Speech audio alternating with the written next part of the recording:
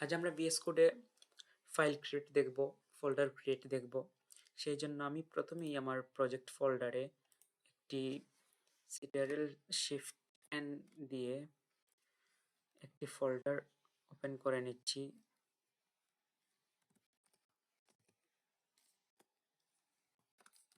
সাগর নামে আমি একটি ফোল্ডার ক্রিয়েট করে নিচ্ছি। তারপর VS কোডে যাচ্ছি। VS কোডে যে ফাইল থেকে ওপেন ফোল্ডারে ক্লিক করে আমি আমার ক্রিয়েট করা ফোল্ডার সিলেক্ট ফোল্ডারে ক্লিক করলাম। তখন সাগর নামে যে ফোল্ডারটি ছিল আমার, সেটি VS কোডে ওপেন হয়ে গেল। এই ফোল্ডারের ভিতর আমি একটি ফাইল ক্রিয়েট করব। তখন index.html লিখে এন্টারে চাপলাম। আমার index.html ফাইলটি ক্রিয়েট হয়ে গেল। আমি চাচ্ছি CSS নামে একটি ফোল্ডার ক্রিয়েট করব। সাগর নামে ফোল্ডারের ভেতর CSS নামে একটি ফোল্ডার ক্রিয়েট করব। তখন CSS লিখে এন্টারে চাপ দিলাম।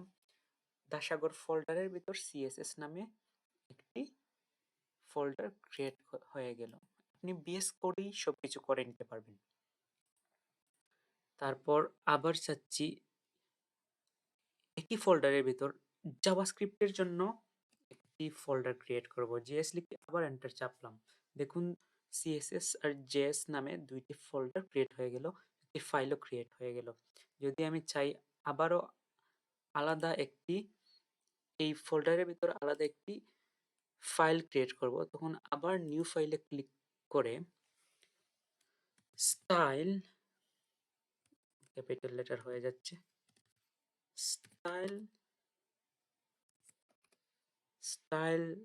style.css নামে একটি ফাইল ক্রিয়েট করব। তারপর এন্টার দিব, ফাইল ক্রিয়েট হয়ে গেল। এইভাবে আমরা VS কোডের শুরুর দিকের কাজগুলা ক্লিয়ার করে নিতে পারি। আপনাদের যার যার প্রয়োজন হবে আপনারা দেখে নিতে পারেন।